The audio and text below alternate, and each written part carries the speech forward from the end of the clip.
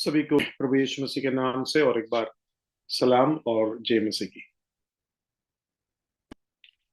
पिछली बार हम व्यवस्था जो है आज भी है या नहीं, इस बात को समझने का कोशिश कर रहा था।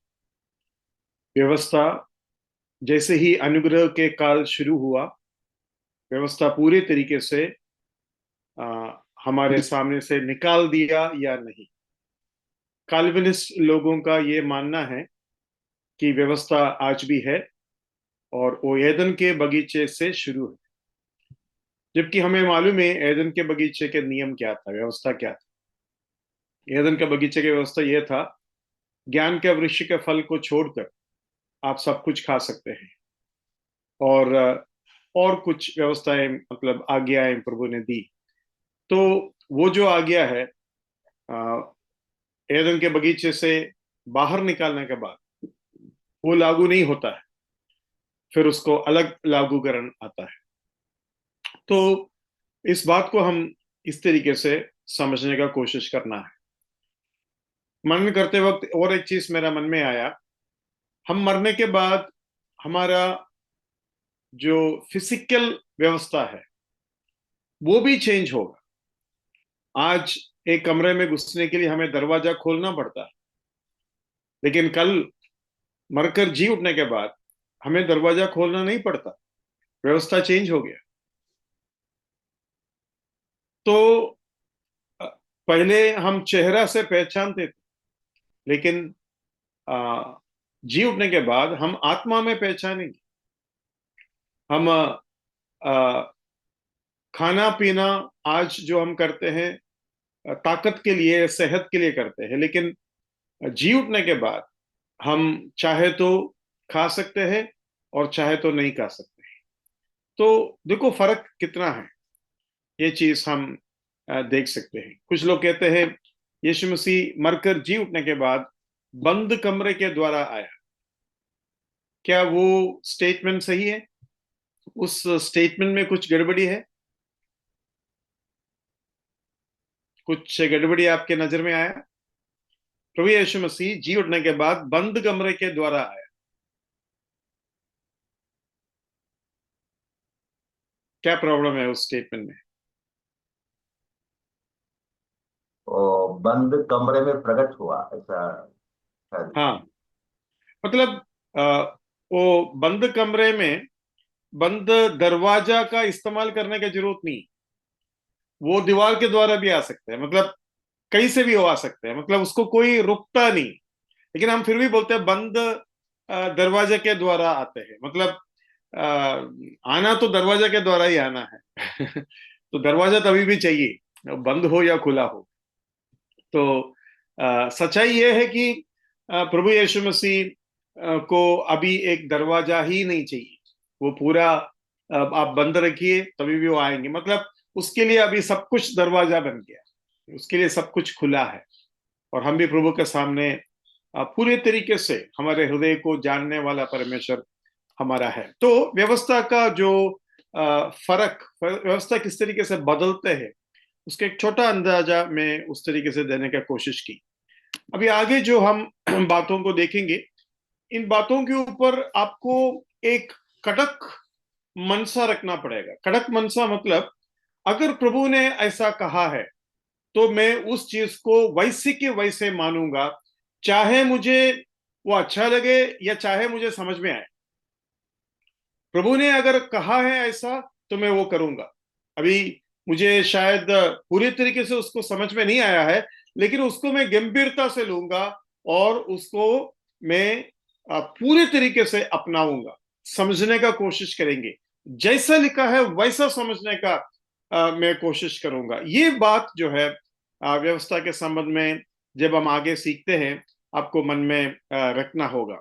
अब देखो, वचन के द्वारा हमें यह समझ में आता है कि कोई भी व्यवस्था, व्यवस्था का अच्छा बुरा कुछ भी व्यवस्था के द्वारा हमारे ऊपर आज लागू नहीं होता है, वो पूरी तरीके से हट चुके हैं। एक वचन हम पढ़ेंगे उसके संबंध में, रोमी 6 का 14 और 15।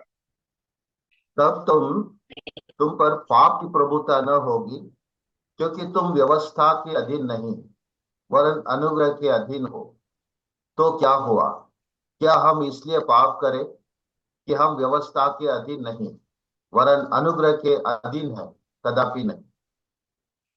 तो देखो, जब वचन कहता है मैं व्यवस्था के अधीन नहीं है, तो उसको वैसे के वैसे जैसा कहा है वो पूरे तरीके से आपको समझ में आए या ना आए, कैसा होगा वैसा होगा, लेकिन प्रभु ने कहा है, प्रभु के वचन में कहा है, उस बात को मैं पूरे तरीके से स्वीकार करता हूं। अभी मैं धीरे धीरे उसको समझ लूंगा, प्रभु मुझे समझा लेगा, लेकिन नहीं समझ में आने से भी प्रभु ने अगर कहा है तो मैं वो ही विश्वास करूं। तो प्रभु कहता क्या है? पाप की प्रभुता ना होगी, क्योंकि तुम व्यवस्था के अधीन नहीं वरन अनुग्रह के अधीन हो। तो क्या हुआ? क्या हम इसलिए पाप करें कि हम व्यवस्था के अधीन नहीं वरन अनुग्रह के अधीन हैं? कदापि नहीं। देखो, मतलब हमारा प्रॉब्लम क्या है? व्यवस्था को छोड़ने के लिए हमारा प्रॉब्लम क्या है? हमको लगता है अगर व्यवस्था नहीं है कहेंगे तो हमें लगता है कि हम पाप कर बैठेंगे, क्योंकि व्यवस्था तो है ही नहीं, हम तो आजाद है, अभी तो हम पाप कर सकते हैं। तो तुरंत पौलुस बोलते हैं इसके मतलब थोड़ी है कि हम पाप करेंगे, क्योंकि इस व्यवस्था जो है उसके अलग, उसके जगह पर और कुछ आया है, वो हम बाद में देखेंगे। लेकिन जो पुराना नियम का व्यवस्था है, पुराना नियम के व्यवस्था को चाहे तो आप तीन रूप से उसको विभाजित कर सकते हैं। एक है एक है जस्टिफिकेशन, दूसरा है सैंक्टिफिकेशन, तीसरा है रूल ऑफ लाइफ। या फिर आप ऐसे भी बोल सकते हैं moral law, civil law, ceremonial law. Moral law मतलब झूठ मत बोलो, मतलब व्यभिचार मत करो, वो सब जो है मॉरल लॉ में आ सकते हैं। सिविल लॉ मतलब हत्या मत करो, या चोरी मत करो, इस तरीके के चीजें को हम समझ सकते हैं। सेरेमोनियल लॉ मतलब बलिदान कैसा चढ़ाना है, कब आप शुद्ध होगा, कब अशुद्ध होगा, ये सब सेरेमोनियल व्यवस्था में अधीन आता है। तो मॉरल, सिविल और सेरेमोनियल लॉ जो भी है, अभी आप बोलेंगे ब्रदर झूठ नहीं बोलना है, वो व्यवस्था तो अभी आज भी है ना। वो पुराने नियम के व्यवस्था के द्वारा नहीं है। आज आज भी हम झूठ नहीं बोल सकते, झूठ हमें नहीं बोलना है, लेकिन उस व्यवस्था का स्रोत अलग है, व्यवस्था का कारण भी अलग है। इसलिए मैंने बोला, चाहे उनमें से कुछ यहां आपको दिखाई दे, जैसे कि मूर्ति पूजा करना पुराने नियम में भी मना है, नया नियम में भी मना है, लेकिन पुराना नियम का नियम नहीं है ये जो नियम है। ये नियम हमें नया नियम में एक अलग स्रोत से आया है। अलग स्रोत, अलग स्रोत में इसलिए बोला क्योंकि इसराइल के जन परमेश्वर के जन हैं, लेकिन हम परमेश्वर के बच्चे हैं। और वो जब बच्चे हैं वो बालक है, जबकि हम पुत्र है। देखो फर्क बहुत है ना। वो कभी भी क्या बोलते हैं, दुल्हा दुल्हन के रिश्ते में नहीं आया, है ना। वो उनके लिए एक मंदिर था, उनके लिए महायाजक मनुष्य थे, लेकिन हमारे लिए महायाजक यीशु मसीह है। तो आप ऐसा मत सोचो, व्यवस्था से छुट जाओ, व्यवस्था से अलग हो जाओ, व्यवस्था को मन से निकालो और नया व्यवस्था का सोचो। जैसे कि शादी जब होता है, फोर्ट असेंबली के एक एल्डर मुझे एक बार बता रहा था, आजकल के लड़कियों को they have difficulty in cutting the umbilical cord. Umbilical cord मतलब जब बच्चा जन्म लेता है, उसके पेट के अंदर से एक कनेक्शन माँ के शरीर के साथ होता है, जहां से उसको खाना वगैरह मिलता है। तो वो जन्म लेने के बाद काटना पड़ता है। अभी आपका स्रोत मुंह से होगा, पेट के अंदर के वो पाइप से नहीं होगा, आपको पूरी तरीके से काटना होगा। लेकिन आप बोलेंगे लेकिन ब्रदर अभी भी मुझे माँ ही तो पिलाते हैं दूध। ठीक है भाई, लेकिन वो अलग है। ये बात समझ में आ रहा है? वो ही माँ खिलाते हैं, लेकिन अभी वो मुंह से खिलाते हैं। पेट के उस एम्बिलिकल कॉर्ड को हिंदी में, मराठी में क्या बोलते हैं? किसी को मालूम है तो बताइए। तो मराठी में नाळ नाद। नाळ नाळ नाळ नाळ नाड, ठीक है। नाळ नाळ हाँ, नाल, ळ ळ ल नाळ. ल ठीक है, ठीक है। ठीक है। तो वो जो आ, वो जो संबंध है, वो जो स्रोत है, वो जो तरीका है, उसको पूरे तरीके से हमने चेंज कर दिया। माँ दूध पिलाते हैं, दूध पिलाना बंद हो जाता है, उसके बाद वो हाथ से खिलाते हैं। उसके बाद आप खुद हाथ से खिलाएंगे। अब जब क्या बोलते हैं, उसको क्या बोलते हैं, जब आप एकदम कमजोर हो जाएंगे, बुजुर्ग हो जाएगा, बीमार हो जाएंगे, और आप जब हॉस्पिटल में जाएंगे, तब कहाँ से खिलाते हैं? हाँ। नाक के अंदर से और नसों के द्वारा आपको खिलाया जाता है। तो ये अलग व्यवस्था है, एकदम अलग है। तो वैसे ही इस बात को समझना है भाइयों बहनों। आपको ये बात पूरे समझ में आए या ना आए, एक बार उसको अपना लो। प्रभु ने कहा और मैं व्यवस्था से आजाद हूं, एक बार वो कह दे, एक बार मन से। देखो ये मुश्किल जो है, मैंने भी मतलब महसूस किया है, मतलब ऐसी बात नहीं है कि जैसे ही मैंने पढ़ लिया मैंने मान लिया। मुझे प्रॉब्लम होता था। जैसे कि शादी होने के बाद बाइबल में क्या लिखा है, माता पिता को छोड़कर वो पत्नी से क्या करेंगे? हाँ, एकदम चिपक जाएंगे। ये सभी को प्रॉब्लम है इसका। है ना? ये माता पिता को प्रॉब्लम है, पति को प्रॉब्लम है, माँ। अभी देखो भजन संहिता 45 में क्या लिखा है, जरा देखिए। भजन संहिता 45 उसका 10वां पद से पढ़िए। हे राजकुमारी, सुन और कान लगाकर ध्यान दे। अपने लोगों और अपने पिता के घर को भूल जा, और राजा तेरे रूप की चाह करेगा, क्योंकि वह तो तेरा प्रभु है। तू हाँ, उसको दंडवत कर। ठीक है, दंडवत कर। अपने लोगों और अपने पिता के घर को भूल जा। ये आसान है एक लड़की के लिए? हाँ, कुछ भी हो तुरंत बोलता मैं माइक क्या जाऊंगा। है? है ना? मतलब जब तक ये, मतलब इसका मतलब ये नहीं कि आपको याद नहीं आएंगे, आप प्रेम नहीं करेंगे, आप जाएंगे नहीं, आएंगे नहीं, बात वो नहीं है। बात ये है, आप पति के परिवार को पूरे तरीके से अगर अपनाना हो, आपके मन में वचन के अनुसार एक एम्बिलिकल कॉर्ड का कटिंग चाहिए। ये थोड़ा मुश्किल है, मैं समझता हूं इस बात को, है ना? लेकिन वचन में ऐसा लिखा है। और क्या बोलते हैं, इसका बैलेंस कैसा करे, ये इतना आसान नहीं है। अभी माता पिता का और एक प्रॉब्लम है। माता पिता ये समझना चाहिए, अभी लड़का शादी किया या लड़की शादी किया, अब उस वो एक अलग घर है, अलग परिवार है। उस परिवार का मुखिया वो लड़का है, वो पति बन चुका है, वो सिर है। अभी अभी उनके बातों में मैं अगर बीच में क्या बोलते हैं, बीच में आएंगे, तो प्रभु का बनाया हुआ वो जो जॉइनिंग है, उसके ऊपर मैं बाधा ला रहा हूं। और कई बार प्रॉब्लम, पति पत्नी के बीच के जो प्रॉब्लम है, वो माता पिता के वजह से गंभीर हो जाता है। अभी देखो, ये प्रॉब्लम हर जगह है। ये प्रॉब्लम मैंने बताया, क्या बोलते हैं, अभी परिवार में मैंने बताया। मैंने क्या बोलते हैं, पुराना नियम नया नियम विश्वासी के बीच में बताया।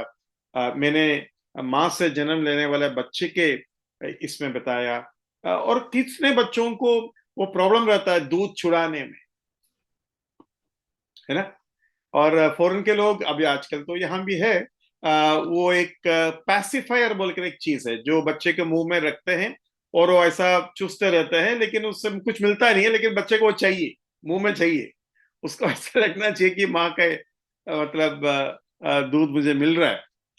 तो ये चीज छुड़ाना बड़ा प्रॉब्लम। और जिसको ये नहीं है, वो अपना क्या बोलते हैं, उंगली रखते हैं। मेरा बच्चा उंगली रखकर यहाँ पूरा वो दाग आ चुका था, और दांत जो है ऐसा टेढ़ा हो चुके थे, इतना मतलब उसको आदत था। तो प्रभु का दया से फिर कैसे भी रुक दिया है। तो मैंने हाल ही में एक चीज देखा कि बच्चे को ये छुड़ाने के लिए उन्होंने माता पिता ने एक तरीका ढूंढा। माता पिता ने इस पैसिफायर को जो है हाइड्रोजन हाइड्रोजन नहीं ही क्या बोलता है, कौन सा बेलून है, हीलियम, ऐसे ही कुछ है ना। हीलियम गैस है। हाँ, हीलियम गैस है। तो वो गैस से जो है उसको बांधा। बांधने के बाद जो है बच्चे को दिया और कहा कि अभी इसको स्वर्ग में जाने का टाइम हो गया है। अभी तुम उसको छोड़ोगे तो तुरंत चला जाएगा, और तब तुम रोना मत, तब तुम उसको टाटा करना, वो अभी जो है ऊपर चला जाएंगे। ये सब बोलकर रखा था बच्चे को, और बच्चे फिर है। और बच्चे ने थोड़ा सा उसको चेक किया, ये मैं छोड़ने से जाएगा क्या, और उसने छोड़ दिया, और तुरंत उसके सामने वो ऊपर उठने लगे। तो बच्चे टाटा भी बोल रहे हैं, बच्चे खुश भी हो रहे हैं, और बच्चे रो भी रहा था। तो सचमुच में वो बच्चा ने विश्वास कर दिया कि मेरा पैसिफायर चला गया, अब वो स्वर्ग में चला गया, अब मुझे कभी नहीं मिलेगा। मतलब बिना उसका जीने के लिए वो फिर सीखने लगा। भाई बहनों, प्रभु यीशु मसीह जो व्यवस्था है वो क्रूस पर, कीले पर टोक दिया। बाइबल में लिखा है वो हमारा विरोध था, वो हमारा साथी नहीं थे। वो हमको लगता है वो चाहिए, जबकि प्रभु बोलते हैं नहीं बेटा, वो तुम्हें फायदा कभी नहीं दिया, वो हमेशा तुम्हें तुम्हारे पाप के बारे में तुम्हें घायल किया, तुम्हें समझाया, ये इतना है। मतलब वो तुम्हें और पापी बना रहा था, तो उसको छोड़ना जरूरी है। जैसे कि ये पैसिफायर है, उसके अंदर से कुछ नहीं मिलता, उसके अंदर से कुछ नहीं मिलता, बस ये फीलिंग मिलता है कि मेरे माँ मेरे पास है या साथ में है, उस तरीके से। तो वो चीज हमें यहां समझना जरूरी है। अब हम दो वचनों को देखेंगे। रोमी 7:7 देखिए। तो हम क्या कहें? क्या व्यवस्था पाप है? कदापि नहीं। वरन बिना व्यवस्था के मैं पाप नहीं पहचानता। व्यवस्था यदि ना कहती कि लालच मत करो, तो मैं लालच को ना जानता। ठीक है, तो व्यवस्था का काम क्या है? क्या व्यवस्था पाप है? कदापि नहीं। वरन बिना व्यवस्था के मैं पाप को नहीं पहचानता था। व्यवस्था यदि ना कहती कि लालच मत कर, तो मैं लालच को ना जानता। मतलब मेरे अंदर जो पाप है उसका असली रूप मुझे समझ में नहीं आता, असली रूप मुझे समझ में नहीं आता। मतलब व्यवस्था ने क्या किया? व्यवस्था ने मुझे ये बताया मेरे अंदर क्या है, और व्यवस्था ने ये बताया मेरे अंदर जो है वो पाप है, और व्यवस्था ने ये बताया तुम जैसा सोचते हो उसके ऊपर तुम काबू नहीं ला सकता, जबकि तुम अभी तक उससे परेशान नहीं हुआ होगा, लेकिन मैं तुमको बता रहा हूं वो तुम्हें दबा कर रखा है। एक बार उसे बाहर निकलने का कोशिश कर, तब पता चलेगा कितना ताकत उस पर है। मेरा एक अंकल था जब मैं नामधारी मसीह थे तब, वो भी उसी पृष्ठभूमि के हैं। तो शायद 10th में पढ़ाई कर रहा था, और मैं बहुत छोटा बच्चा था। तो वो सिगरेट पीना शुरू किया 10th में। ठीक है, तो बोला बहुत मजा आता है इसमें। तो मैं ये जब भी सिगरेट पीने का कोशिश करते हैं, मैं जो है उसको बुझा देता था ये मेरा काम था। ठीक है, तो ये भागता था मेरे से, और मैं उसका पीछे भागता था ताकि ये जला नहीं पाए सिगरेट को। और ये मुझे बोलता था मैं आराम से इसको बंद कर सकता हूँ, ये कोई बड़ी बात नहीं है, मैं बस मजे के लिए थोड़ा सा शुरू किया, लेकिन मैं आराम से बंद कर सकता हूँ। तो मैं उसके ऊपर तो कुछ बोला नहीं। लेकिन 3-4 दिन के बाद जब वो पीने का कोशिश की, और तब मैं उसको रोकने का कोशिश किया, तब वो मुझे बताया यार मैं रोक नहीं पा रहा। मतलब मुझे लगा कि मैं रोक सकता हूं, लेकिन रोकने का कोशिश जब की, तब पता चला नहीं हो रहा है। जब रोकने का कोशिश नहीं की, मुझे अंदाजा नहीं था कि इसके अंदर इतना ताकत है, और मैं अधीन हूं, मैं नीचे हूं करके मुझे नहीं मालूम था। लेकिन अभी मैं कोशिश कर रहा हूं, ये मुझे छोड़ नहीं रहा है। तो ये बात जो है पाप हमें समझाता है।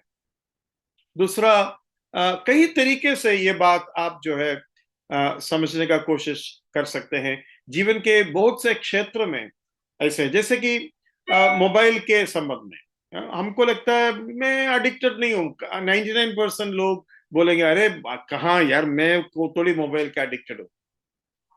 लेकिन मोबाइल एक बार हाथ से निकाल दोगे ना, तब देखना आप क्या क्या करते हैं, करता क्या है आप बीच बीच में ढूंढते रहेंगे, बीच बीच में उसको याद करते रहेंगे, बीच बीच में आपको उसका महसूस होता रहेगा कि मेरे पास वो नहीं रहने से मेरे को क्या होता है।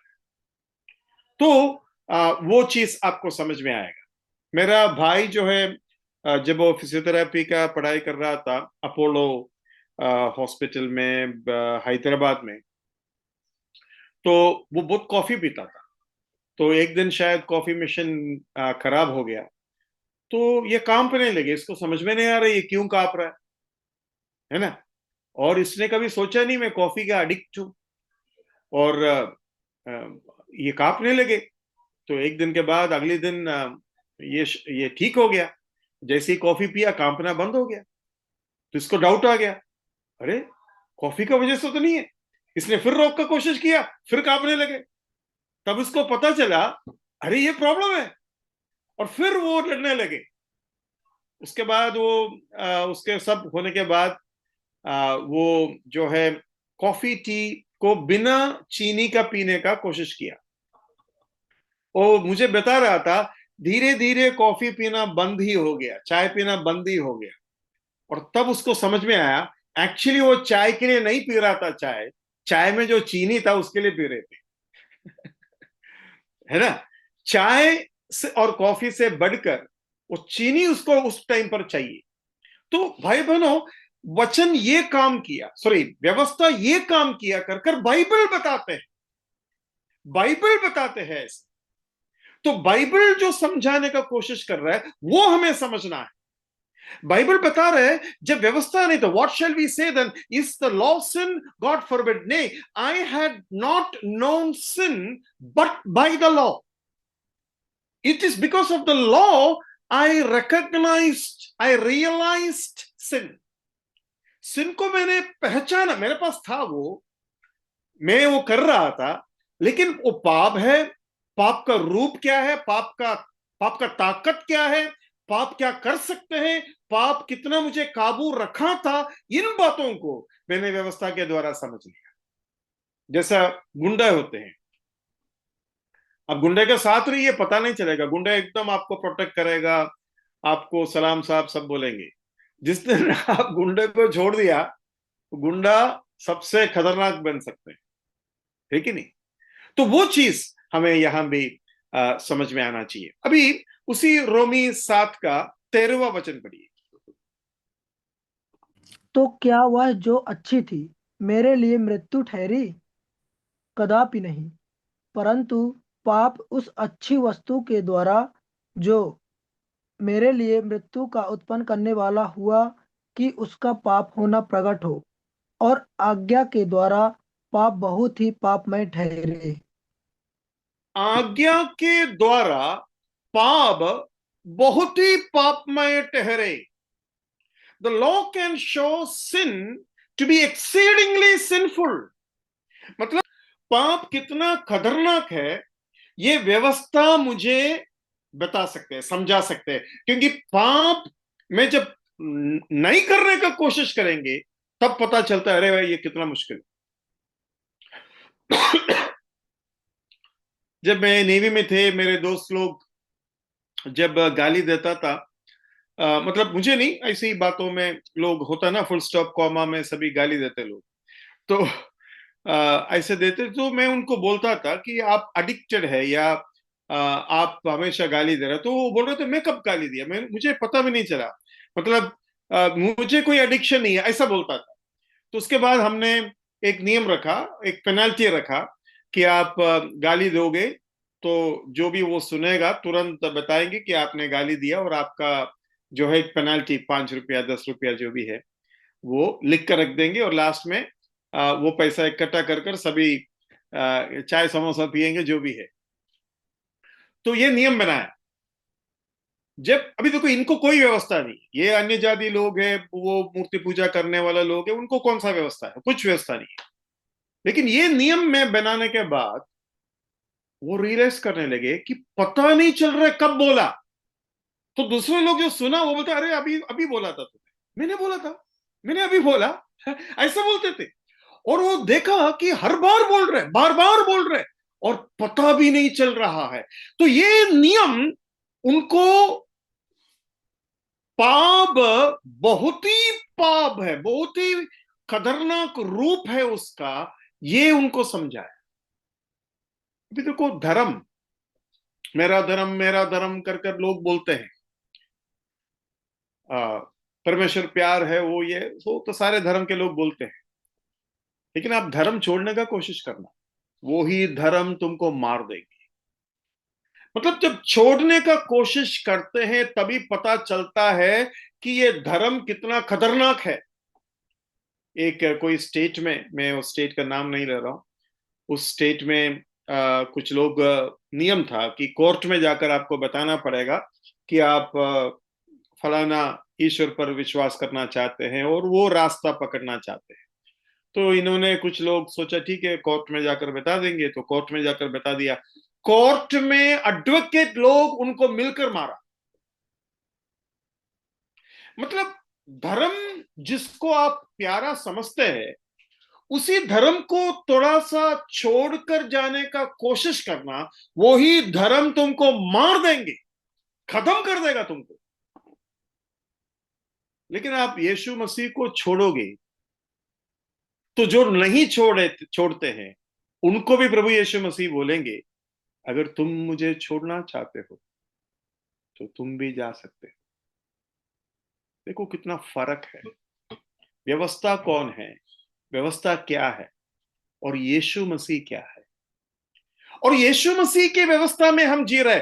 व्यवस्था ये है, अगर तुम छोड़ना चाहते हैं मैं तुम्हारे लिए स्वर्ग से आया और तुम्हारे लिए क्रूस पर मरने जा रहा हूं, लेकिन अगर बीच में तुम छोड़ना चाहते हो तो मैं मना नहीं करूंगा।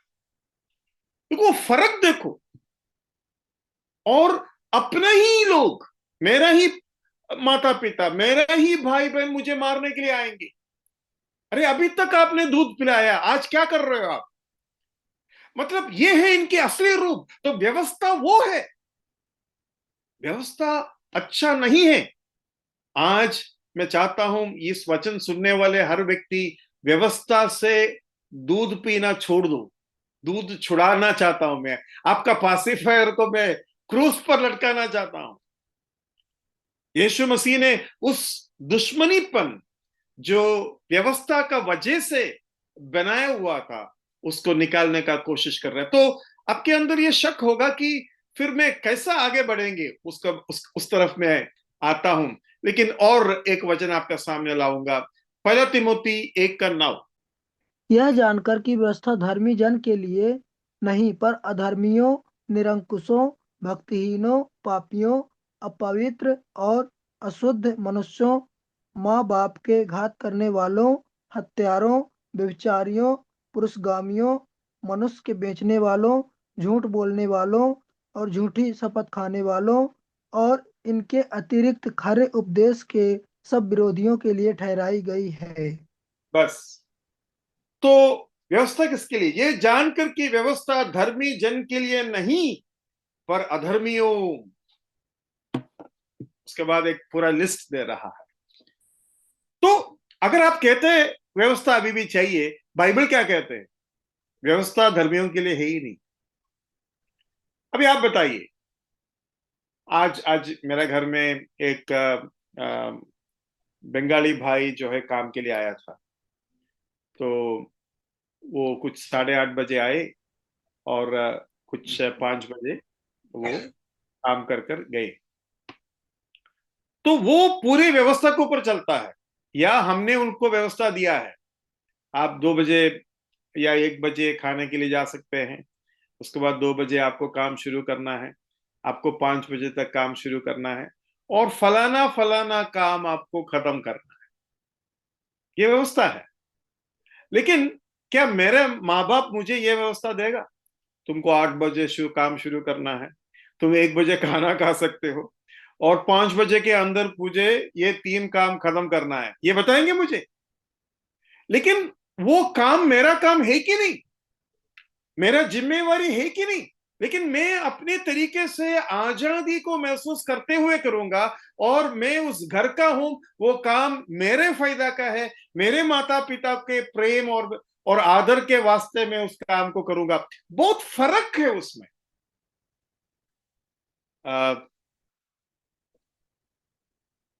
अभी ये बात पूरे तरीके से आप मानेंगे या नहीं मानेंगे मुझे नहीं पता। गाड़ी जब मैं चलाता हूँ थोड़ा रफ चलाता हूँ तो कुछ लोगों को मालूम होगा ये बात। तो आ, तो मेरे मम्मी पापा या मेरे परिवार के लोग बोलेंगे, देखो ये भाई कितना अच्छा चलाते हैं, आप बहुत फास्ट चलाते हो, या जो भी है रैश चलाते हो। तो मैंने उनको बोला, देखो उसका एक कारण ये है कि ये गाड़ी उनका नहीं है, अभी गाड़ी और किसी का हो, और गाड़ी के जो आदमी है वो घर में गाड़ी में बैठे हो, तो आप तो संभाल के ही चलाओगे ना, या उस तरीके से आपने सीखा। शुरू शुरू में आप दूसरों के गाड़ी इस्तेमाल किए तो आप अपने थोड़ा संभाल के किया, लेकिन जब आप अपना गाड़ी जब चलाते हो तो आपको किसी को देखने की जरूरत नहीं। कुछ गाड़ी को हो जाएगा तो आपको ही नुकसान है, और आप उस नुकसान को लेने के लिए अगर तैयार है तो आपको उस रूप से चलाने के लिए कोई रोक नहीं रहेगी। तो वो जो फर्क यहां हमको देखें, लेकिन एक चीज मन में रखिए, the law was design for unregenerate man, that is man in the flesh, and not for a child of God. परमेश्वर के बच्चे के लिए नहीं है पुराना नियम की व्यवस्था। लेकिन जैसे गलाती के पत्री में लिखा है, बालक जब थे तब वो व्यवस्था के अधीन था, क्योंकि एक बालक नौकर जैसा है। नौकर को जैसे अधिकार नहीं होता है वैसे होता है, वो उसको वो वारिस है, लेकिन उसके अधिकार अभी वो लागू नहीं कर सकते। तो ये बात उधर हमें समझना जरूरी है। 7 के 5 को पढ़िए, रोमी 7 के 5। रोमी के पत्री को हम बार बार देखते रहेंगे। रोमी 7 के 5। क्योंकि जब हम शारीरिक थे तो पापों की अभिलाषाएं जो व्यवस्था के द्वारा थी, मृत्यु का फल उत्पन्न करने के लिए हमारे अंगों में काम करती थी। तो ये 7वां अध्याय का 5वां वचन क्या बताते हैं? ये बताते हैं कि शारीरिक जब थे, मतलब ये बात शारीरिक लोगों के लिए, आत्मिक लोगों के लिए नहीं है। शारीरिक जब थे तो पापों की अभिलाषाएं को व्यवस्था के द्वारा थी, मृत्यु का फल उत्पन्न करने के लिए हमारे अंगों में काम करती थी। मतलब व्यवस्था क्या करती थी? For when we were in the flesh, the motions of sins which were by the law, ये व्यवस्था के वजह से पाप हिलने लगा। पाप जो है एक तरीके से डोरमेंट था, अभी वो जीवित बन गया, व्यवस्था के द्वारा वो जीवित बन गया। जब नहीं करने के लिए सोचा तब करने का जो जो जो जो जोर है वो ऐसा लग रहा है कि जैसे कि जिंदा हो गया है। मैं उसको इंग्लिश में पढ़ता हूं। For when we were in the flesh, the motions of sins which were by the law did work in our members to bring forth fruit unto death. Hindi में और एक बार पढ़ता हूं। क्योंकि जब हम शारीरिक थे, ये पहले की बात है, अभी की बात नहीं है, जब हम शारीरिक थे तो पापों की अभिलाषाएं जो व्यवस्था के द्वारा थी, पापों की अभिलाषाएं जो व्यवस्था के द्वारा थी, ये ज्ञान का वृक्ष का फल प्रभु ने कहा मत खाओ। अगर ऐसा नहीं कहा होता, आपको क्या लगता है एदन का बगीचे के सारे फल एक बार आदम और हवा चखा होगा? मतलब एदन के बगीचे में हजारों फल होंगे, हजारों तरीके के फल होंगे, लेकिन ये एक फल के बारे में कहा कि मत खाओ, तो उसी के ऊपर उनका नजर गया, है कि नहीं? मैंने पता नहीं ये कहानी सुनाया कि नहीं आपको पहले। एक नौकर था, वो रोज काम करने के लिए आते थे, लेकिन वो विश्वासी था। तो वो हमेशा आदम और हवा को दोष लगाकर काम कर ले जाते थे। वो ऐसा कहते थे, आदम और हवा का वजह से आज मैं मिट्टी खोद रहा हूं, आज मुझे पसीना बहाना पड़ रहा है, कि बहुत बुरा किया आदम और हवा ने। हम होता तो प्रभु का आज्ञा को कभी इस तरीके से नहीं तोड़ते और हमारे पीढ़ियों को ये परेशानी नहीं होते, लेकिन आदम और हवा ने ऐसा की। तो ये हर दिन उसको कहना है, उसके बाद ही वो लोग काम के लिए जाएंगे। तो एक दिन उसके मालिक ने बोला, आज तुम काम मत करो, अंदर आ जाओ, घर के अंदर आ जाओ। तो घर के अंदर आ गया। तो एक पूरा बड़ा डाइनिंग टेबल दिखाया, मतलब खाना रखने का टेबल जो होता है, एक बड़ा सा डाइनिंग टेबल, उसमें तरह तरह के खाना रखा है और सारे खाने के ऊपर कांच का वो ढक्कन रखा है।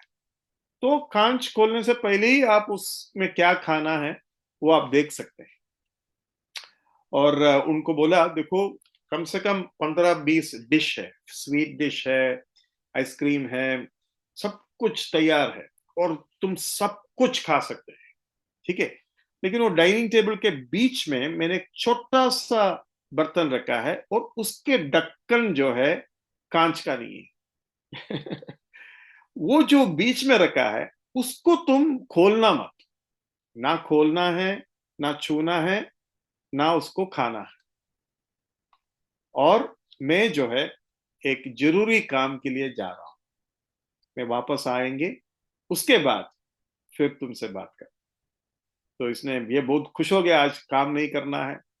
और जैसे ही मालिक गया, ये बैठकर आ, एक दो खाया, 10 मिनट में उसका पेट भर गया। अभी वो फालतू बैठा हुआ है उधर, उसका नजर कहाँ गई, ये है क्या चीज है, छोटा सा बर्तन है, ढक दिया है, कहा तो था कि छूना मत, खोलना मत, खाना मत, लेकिन देख तो सकते हैं ना। अभी बिना छू कर कैसा, बिना खोल कर कैसे देखेंगे। अभी खोल कर देख लिया तो किसको पता चलता है ना, खोल कर देखने से खाएगा तो पता चलेगा, लेकिन खोल कर देखने से किसी को पता नहीं चलेगा। तो ये 10-15 मिनट के बाद इसने बोला, अभी करना कुछ है ही नहीं और पेट में तो जगह भी नहीं है, इसको एक बार खोल कर देखते हैं। मालिक ने मुझे इतना अच्छा खाना पूरा डाइनिंग टेबल में दिया है, तो ये क्या चीज है। उसने ओ धीरे से खोल कर देखा, कुछ दिखाई नहीं दिया, थोड़ा सा और खोला, तब एक मक्खी उसके अंदर से भाग गई, मतलब उड़ गई। मालिक थोड़ी देर के बाद वापस आया। ये आदमी सिर झुका हुआ है, निराश है। बोलता, तुमको खाना पसंद नहीं आया, क्या हो गया, तुम खुश नहीं है। नहीं साहब, खाना सब अच्छा था। फिर क्या प्रॉब्लम है, नहीं कुछ नहीं। बार बार पूछा, और बाद में पूछा, तुमने वो ढक्कन खोला क्या। तो साहब वो क्या बोलेंगे, थोड़ा सा देखने का इच्छा हुआ, खोल दिया। उसने बोला, अब तुम फावड़ा उठा, बाहर जाकर काम कर और कभी भी आदम और हवा को दोष मत लगा। तो देखो, द लॉ है यहाँ, मैंने आपको इंग्लिश में जो पढ़ा है वो बहुत ही अच्छे तरीके से वो बता कि the the motions of sins which were by the law, व्यवस्था के द्वारा मेरे अंदर वो अभिलाषा आया और वो जो है मृत्यु का काम मेरे अंदर की। तो ये चीज हमें उधर से समझ में आना जरूरी है। देखो, पौलुस जब रोमी के पत्री लिखता है, वो सबसे पहले तीसरा अध्याय से 5वां अध्याय तक, 3 का 21 से 5 के 11 तक वो धार्मिकता के बारे में सिखाते हैं। उसके बाद 5वां अध्याय के 12 से लेकर 8 के 4 तक पवित्रीकरण के बारे में वो जो है सिखा रहा है। अभी इसको मन में रखना कि ये पौलुस किस तरीके से उसको डिवाइड कर कर बता रहे हैं। सबसे पहले उसने धार्मिकता बताया, जस्टिफिकेशन, और उसके बाद पवित्रीकरण बताया या सैंक्टिफिकेशन बताया। अभी रोमी 3 के 28 पढ़ी। इसलिए हम इस परिणाम पर पहुंचते हैं कि मनुष्य व्यवस्था के कामों से अलग ही विश्वास के द्वारा धर्मी ठहरता है। A man is justified by faith विश्वास के द्वारा धर्मी ठहरते हैं, without the deeds of the law, व्यवस्था के कर्म के बिना, व्यवस्था के कर्म के बिना तुम धर्मी ठहराए गए। तो धार्मिकता के बारे में हमें 3 से 5 में जब मिलता है, 5 से 8 जब हम पढ़ते हैं, उधर हमें शुद्धिकरण के बारे में मिलता है। 6 का 14 पढ़िए, रोमी 6 का 14। तब तुम तब तब तुम सुनिए। पर पाप की चर्चा ना होगी, क्योंकि तुम व्यवस्था के अधीन नहीं वरन अनुग्रह के अधीन हो। हाँ, व्यवस्था के अधीन नहीं वरन अनुग्रह के अधीन हो। मतलब ये दोनों वचन हमें ये बताते हैं कि आपको व्यवस्था के साथ कोई संबंध नहीं है, और व्यवस्था आपको कुछ दिया नहीं है, और व्यवस्था के साथ दोस्ती करिए मत, क्योंकि व्यवस्था कोई भलाई तुम्हारे लिए नहीं किया है। व्यवस्था केवल व्यवस्था बताते हैं। व्यवस्था एक ऐसा पति है जो मांगे करते हैं लेकिन मदद नहीं करते। क्या आप ऐसा पति तो नहीं है जो केवल मांगे करते हैं और मदद बिल्कुल नहीं करते, है ना? आप में से कुछ लोग जॉन बेनियन का पिलग्रिम प्रोग्रेस बुक के बारे में सुना होगा, पढ़ा होगा। पिलग्रिम प्रोग्रेस बहुत ही फेमस एक बुक है, जिनको जॉन बेनियन ने प्रिसन में, जेल में रहते हुए उसने उसको देखा। उसका फिल्म्स वगैरह निकला है, लेकिन वो पुस्तक बहुत अच्छा है। फिल्म इतना मतलब असरदार शायद नहीं होगा, लेकिन जॉन बेनियन ने इस विषय को लेकर एक छोटा कमेंट मारा है। वो कमेंट मैं आपको पहले इंग्लिश में पढ़कर सुनाता हूं, और उसके बाद उसके अर्थ बताने का कोशिश करेंगे। Run run and do the law commands. व्यवस्था जो बता रहा है वो भाग भाग कर आप करो। व्यवस्था जो बताते हैं वो आप भाग भाग कर करो। But gives me neither feet nor hands, लेकिन भागने के लिए ना पाँव देंगे ना हाथ। उसके बाद बोलता है better news the grace gospel brings. सुसमाचार जो अनुग्रह लाते हैं वो एक उत्तम न्यूज है या समाचार है। It bids me fly and gives me wings. वो मुझे कहते हैं उठो, और फिर मुझे पंख देते हैं। It bids me fly and gives me wings. मतलब ये फर्क है। जॉन बेनियन बता रहा है कि एक मांगे, तो व्यवस्था मांगे करते थे लेकिन ताकत बिल्कुल नहीं देता था, सामर्थ्य नहीं देता था। लेकिन अनुग्रह ऐसा नहीं है। अनुग्रह मुझे बोलते हैं उड़ जा तुम, मतलब व्यवस्था नहीं दे रहा है, वो कहते हैं कि तुम मेरे और तुम्हारे बीच में जो जीवन है उस जीवन को लेकर तुम उड़ जाओ ऊपर, लेकिन उड़ने के लिए तुम्हें पंखे भी देता है। देखो ये जो मृत्यु और जीवन है वो हमें समझना जरूरी है। मृत्यु और जीवन, उसको मैं थोड़ा सा छूना चाहूंगा। गलाती 2 का 19 पढ़िए। मैं तो व्यवस्था के द्वारा व्यवस्था के लिए मर गया कि परमेश्वर के लिए जीऊं। हाँ, मैं तो व्यवस्था के द्वारा व्यवस्था के लिए मर गया कि परमेश्वर के लिए जीऊं। ये यहाँ का मृत्यु और यहाँ का जीवन का क्या मतलब है?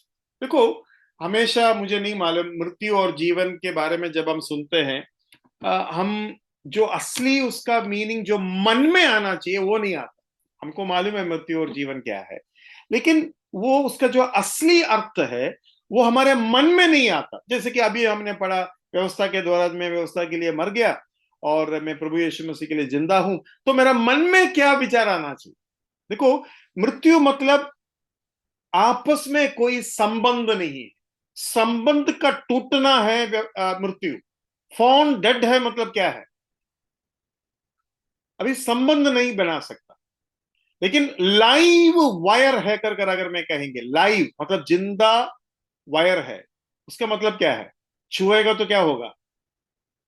पूरा कांटेक्ट हो जाएगा, है ना? तो यहां यहां हम ये पढ़ते हैं कि व्यवस्था के द्वारा मैं व्यवस्था के लिए मर गया कि परमेश्वर के लिए जीऊं। मतलब मैं परमेश्वर के साथ एक संबंध में आ गया। अभी मैं वो संबंध मुझे चला रहा है, व्यवस्था नहीं चला रहा है, वो संबंध मुझे कुछ एक तरीका से चला रहा है, मुझे एक तरीका दे रहा है। वो संबंध मुझे एक तरीका दे रहा है, ताकि उस तरीके से जब मैं जीऊंगा, वो जीवन या वो जो संबंध है बनाया रखा जाता है, या वो संबंध बढ़ता है। तो व्यवस्था के द्वारा मैं व्यवस्था के लिए संबंध टूटा हुआ व्यक्ति जैसा हो गया, और प्रभु यीशु मसीह के द्वारा मैं प्रभु के साथ हमेशा का संबंध में जुड़ गया। मतलब जीवन के जगह पर मैंने संबंध बोल दी। जब भी आप देखो, यीशु मसीह बोलता है ना, मैं आया हूं ताकि आपको बहुतायत का जीवन मिले। प्रभु यीशु मसीह बोलता है, मेरे मेरे वचन आत्मा और जीवन है। मतलब मेरे वचन संबंध बनाते हैं, और मैं जो भी बोलता हूं संबंध बढ़ाने के बारे में ही बोलता हूं। मतलब मैं जो भी बोलता हूं मेरा लक्ष्य ये है और यही उद्देश्य है, और मैं जो बोलता हूं अगर आप मानोगे या करोगे उससे संबंध बढ़ता है। और ये पति पत्नी के बीच में, बच्चे के बीच में भी इस बात को मन में रखना बहुत जरूरी है। मेरी बातों के द्वारा क्या संबंध बढ़ते हैं? आपसी संबंध या आपसी जीवन। मैं जब मेरा पत्नी से कुछ बोलता हूं, क्या वो जीवन बढ़ाने वाला या मेरे और मेरे पत्नी के बीच के जीवन संबंध को बढ़ाने वाले शब्द हैं या मुरझाने वाला शब्द है ना? अभी देखो, चाय लेके आया, ठंडा था, गर्म था, चीनी ज्यादा था, कम था, जो भी है, मैं जिस तरीके से उसको बोलता हूं उससे मेरा और मेरा पत्नी के बीच के संबंध को मैं क्या करूंगा, क्या कर सकते हैं मेरे शब्दों। तो इसके मतलब ये नहीं कि वो छोड़कर चला जाएंगे, ना इसके मतलब ये है कि गले मिलकर चुम्मा देंगे, लेकिन वो शब्द जो मैं निकालता हूं वो क्या कर सकते हैं, इसका एक थोड़ा सा समझ मेरे अंदर होना चाहिए। लेकिन प्रभु यीशु मसीह बोलता है, मेरा वचन, मतलब मैं जो भी बोलता हूं वो आत्मा और जीवन है, हमेशा जोड़ेगा। जोड़ने का बात ही मैं कहूंगा। अभी जोड़ना, अभी मृत्यु जो है, इसके मृत्यु का एक अलग मीनिंग भी है। अभी प्रभु बोलते हैं बहुतायत का जीवन। जरा पढ़िए, यूहन्ना 10 का 10 पढ़िए थोड़ा सा। यूहन्ना 10 का 10। चोर किसी और काम के लिए नहीं, परंतु केवल चोरी करने और घात करने और नष्ट करने को आता है। मैं इसलिए आया कि वे जीवन पाए और बहुतायत से पाए। हाँ, जीवन पाए और बहुतायत से पाए। जीवन, बहुतायत, क्या फर्क है? कोई बता सकते हैं मुझे? जीवन पाए और बहुतायत से पाए, ये आपस में, बहुतायत का जीवन और जीवन में क्या फर्क है?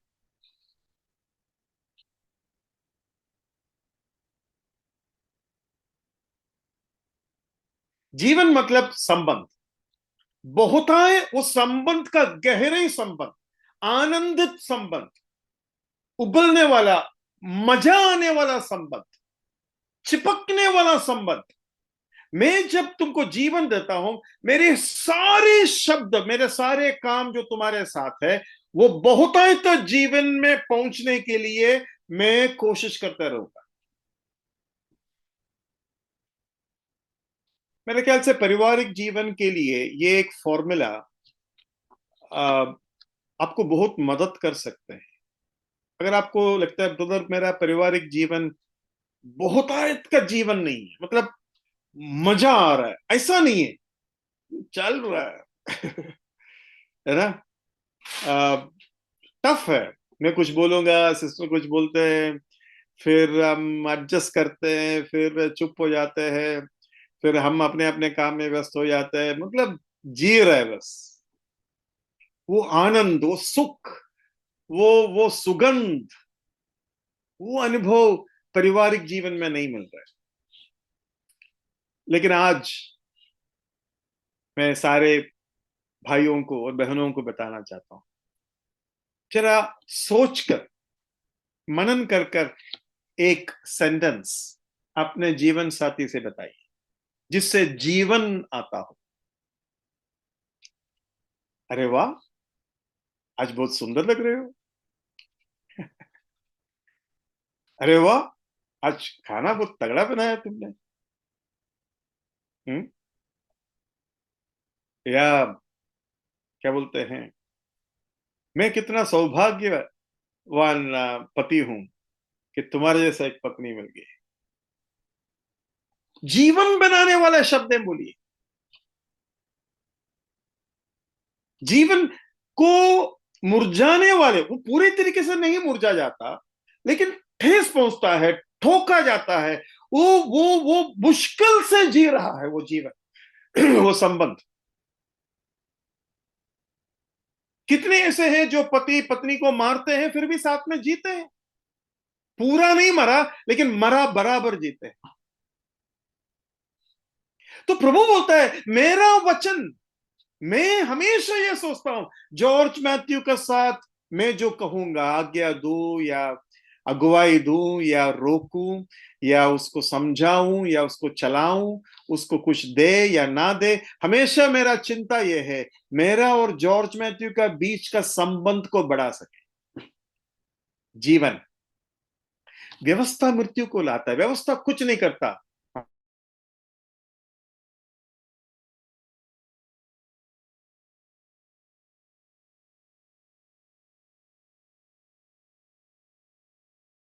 लगता है शैतान को पसंद नहीं आया इतना जीवन बता रहे। हाँ, ठीक है, हमारा समय खत्म हुआ। प्रभु आपको सहायता करे। आप सोचकर, जीवन बनाने के मकसद को मन में रखकर बातें कीजिए, और प्रभु के साथ भी हमारा जीवन बढ़ा सकते हैं, ये भी अपना मन में रखिए।